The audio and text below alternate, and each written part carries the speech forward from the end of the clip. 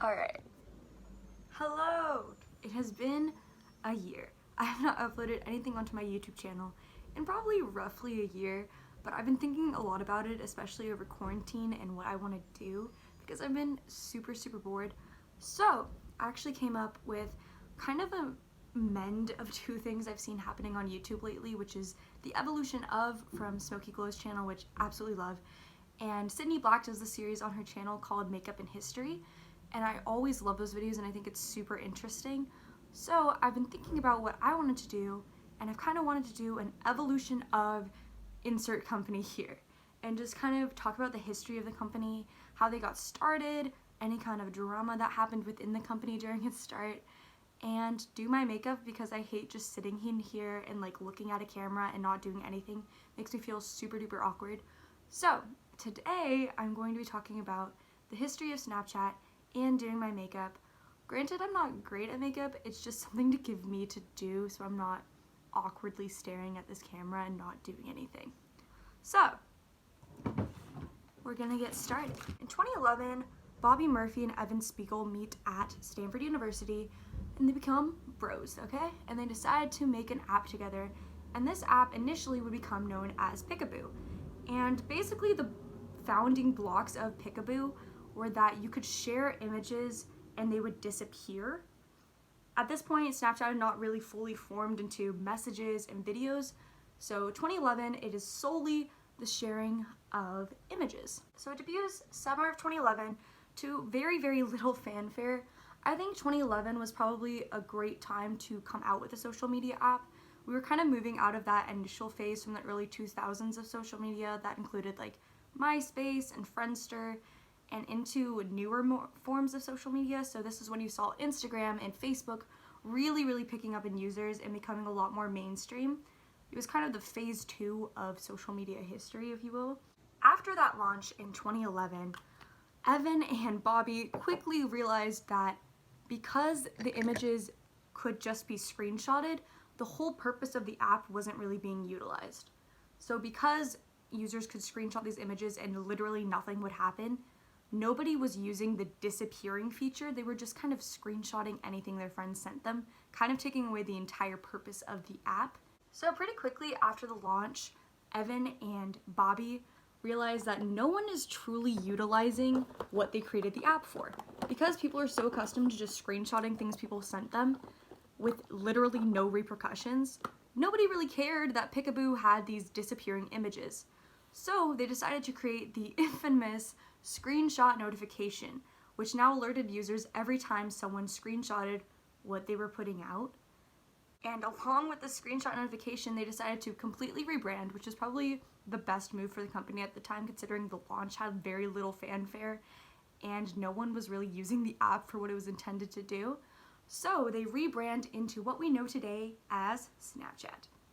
Once they are rebranded as Snapchat, they roll out to users with the ability to use captions to alert users when it's screenshotted, and of course, the customary disappearing images. In 2012, Snapchat decides to make a huge branding decision in that they're not going to be viewed as a company that does not conform to normal beauty standards. So because at this time Snapchat was so raw and that images really weren't able to be edited and there weren't filters yet on the app, they saw themselves as a social media that was taken in the moment, so it wasn't conforming to how pressured the rest of social media landscape had become. So at this time you're seeing a really big introduction of Facetune and Photoshop into the Instagram scene, so you saw a lot of users kind of complaining about how fake social media had become. So I think this branding was a very smart thing by Snapchat to kind of play into the sense of everyone wanting to have that real, raw interaction. 2013, Snapchat actually finds itself in its first round of controversy because the Snapchat founders and the Snapchat investors were sued by a classmate of theirs from Stanford. Basically, 2013, this guy, Reggie Brown, comes forward and a la Winklevoss twins and Facebook kind of claims that the entire app's conception and idea was him. So he claims that he came up with the idea of disappearing photos, disappearing messages, and then he was kind of cut out of the company. So he talks about how he was there in the early days and pretty much helped conceive the app and create the app and then was completely cut out. Undisclosed settlement, who was surprised, a la Winklevoss twins. Coming out of the situation, Evan actually gives a statement to the New Yorker, which becomes pretty infamous with what happened following. Evan says that the idea of Snapchat did not come from Brown, but rather from a completely separate friend who basically told Evan that he wished these images he was sending this girl would just disappear. Pretty much confirming what the general public already knew, in that Snapchat was created as the perfect app, which they would very, very much like to get away from in coming years. In 2014, stories and chats roll out, giving the users the ability to see a 24-hour disappearing story from people they are friends with, kind of making Snapchat fall into a more typical social media in that you now not only were using it for messaging, but you had what Snapchat considered their feed at the time. And then in 2015, Snapchat hits probably its biggest controversy. So, as Evan had confirmed, the company was kind of built to be the perfect app. And the problem that comes out of this that no one really anticipated from Snapchat is that you were targeting this to a very, very young base, okay? So at the time, Snapchat users were, on average, from 13 to 17. I still think that this company pretty much holds a very young demographic, but especially in 2015, their entire demographic was very young, and they were marketed as these disappearing photos with no consequences, leading to what eventually became known as the snappening. So what was the snappening? In 2015, 4chan users hacked into user data at Snapchat and released a massive, absolutely massive hack worth of photos, which a large majority were unfortunately child porn. Because this app was used by such a young base and because it was marketed as these disappearing photos with no consequences, unsurprisingly, it became used for the no consequence aspect. And following this, you saw a huge, absolutely massive uproar from parents, unsurprisingly, who were basically seeing all of these child's photos be leaked onto the internet, basically to do whatever they pleased with, which was very, very concerning. And also at the time, Snapchat was kind of getting hit from all ends. Not only did they have this snappening happening over on 4chan, but a lot of tiny news outlets and local news outlets were kind of creating these fear-monger stories about boys in their area who had been collecting Snapchats of young girls and kind of putting them into this Dropbox situation, which I don't understand how other companies weren't getting hit for this. I feel like Snapchat definitely got the bulk of this as the blaming target. Dropbox and Google Photos were being used as the place to store these photos, but Snapchat, because it was the place where these were sent, became a huge, huge priority in what the news outlets were referring to. So when these stories were reported on, it wasn't Google Drive discovered, it was Snapchat photos leaked. And I think that probably hindered their branding, their ability to monetize for a couple years. So basically what you're seeing were these local news stories that were talking about all of these teenage boys sharing all of their girlfriends' photos into a huge Google Drive at the school, which honestly, I actually have heard of one story from my area where this did happen and is extremely unfortunate. Boys should never ever do that. Very, very wrong and disgusting, obviously. The problem itself, I feel like, was upplayed a lot more than it really was. Obviously, at the time, girls' nudes were getting leaked. Obviously, there was a breach of privacy problem that was happening. Obviously, the Snapchat screenshot notification had found workarounds to it, and it wasn't as secure as people were continuing to believe it was. But at the same time, the app in general was being absolutely dragged for something that was pretty out of its control, in my opinion. How does Snapchat get out of this? How do they get away from their sexting kind of roots and move into the next phase of what they want to do as a company? In 2016, Snapchat majorly rebrands, okay? They introduce memories and they introduce a bunch of security features and a new screenshot notification that kind of got away from the old workarounds. So now today, basically the only way you can get around a screenshot notification that I know of is to get another phone and take an image, which they will never be able to curb. but it did kind of get rid of the like screen recording hacks and the ability to like turn your phone on airplane mode and then watch it again. All those kind of things were gone. 2016, Memories rolled out, and this was huge in terms of Snapchat branding, because now Snapchat wasn't viewed as this tool, but rather as a place where you were storing all of your memories. It wasn't like a camera roll, because not only was Snapchat saving your memories, they created these albums. They created your stories from that night, so you could watch an entire video of your photos and videos, and it would remind you in a year. It became a memory, wholesome place, and that was kind of how they were able to escape the snapping and all of these local news stories that were absolutely dragging the company. Also in 2016, Snapchat invests a lot of money into diversifying its content.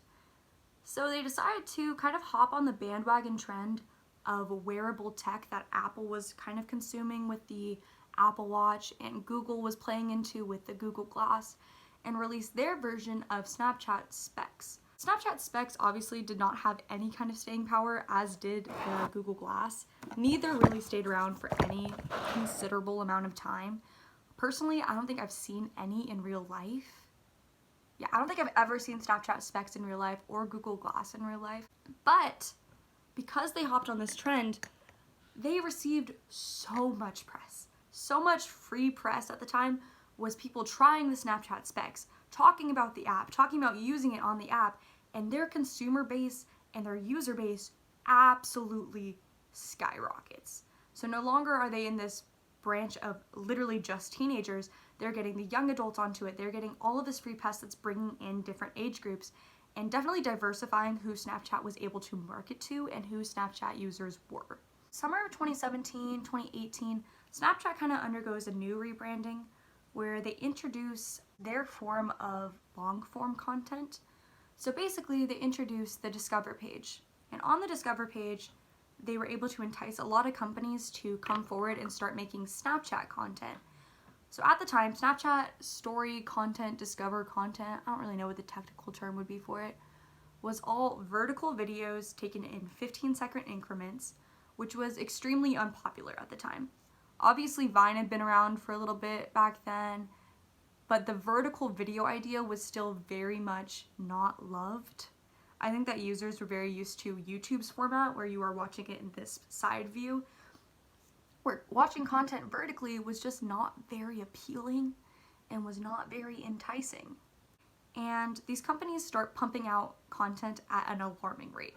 Honestly, the content that was getting produced was a lot of listicles. I think that BuzzFeed is probably the biggest proponent of what was going on at Snapchat at the time. You had BuzzFeed and CNN and Food Network and all these companies believing truly that Snapchat was going to be the next like streaming kind of outlet for teens. You did see companies pouring their money into that 15-second Snapchat content. And because they had all of these companies coming on, they were able to see like more of a legitimate company, and this allowed them to move into the advertising and monetization route, which as a Snapchat user is probably the most annoying integration of advertising I have ever seen. Anytime you watch anything on the Discover page, every 15 seconds you were getting an ad. It is horrible. They're non-skippable, they're so long, they come out of nowhere because this content is produced in a way that's not splitting it at the 15 seconds, it's just continuous, and then all of a sudden here's a gigantic ad that you cannot skip. It is very, very jarring as a user to ever watch. But they begin monetization, and along with the monetization influx, they're able to start producing their own Snapchat originals. So in 2019, Snapchat begins kind of taking a similar streaming stance as Netflix, I would say, in that they are now producing their own content and their own originals to rival other services. You know, at the time, I think this was kind of a trend that we were seeing a lot. YouTube obviously started coming out with YouTube Originals, which were part of its premium streaming service, where you were able to watch very high quality in terms of YouTube content creations that had a lot of script and a lot of plot lines that were created and funded for by the company. So Snapchat kind of followed in those footsteps and created its own originals that included classics such as Bringing Up Baby, starring Bad Baby from Dr. Phil. Unfortunately for Snapchat, none of these originals really captivated any kind of audience, at least in my mind. I don't know if any of you have ever heard about a Snapchat original that people were just aching to see the next part of, but Snapchat was not really getting it in terms of originals, and that's kind of where we're at today. In 2020, Snapchat is still continuing on that, premium content route in terms of creating original content, and they're creating a lot of original content and short form content, but unfortunately they're kind of getting overshadowed, at least in my eyes, by TikTok's release, because essentially the way you would watch a Snapchat original and the way you would watch a video on TikTok are nearly identical. You have the short form content, you have the vertical screen, but because TikTok is so formulated to the user itself, it's a lot more intuitive and addicting than Snapchat's Discover page. I feel like Snapchat's Discover page is kind of like the catch-all of the internet. There's a lot of clickbait, there's a lot of just trash content. Nothing seems to be super formulated to the user. I think that's where they're having a huge issue in terms of discovery, is that no one goes onto the Discover page and can just watch videos for hours and hours because that content does not seem particular to them. Maybe it's me. Maybe it's because I haven't spent a lot of time on my Discover page and I find the ads extremely annoying from Snapchat. But from what I have seen, their original content and that Discover page content is not doing as well as it could because of the competition they're getting from TikTok now and because of the way that they have integrated ads. So that was a brief history of Snapchat. Let me know what your thoughts were, if you find it interesting. I personally really like talking about how companies were formed, and I really, really enjoy learning about how tech companies in particular were formed and kind of the battles they've been through. So I think I'll probably be doing another one of these. I'm trying to pick what app to do next.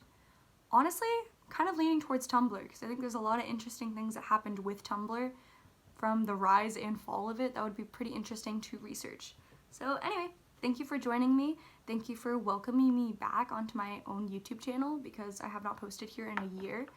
And hopefully I'll be more consistent and find more time to do this stuff because I really enjoyed it. So, bye!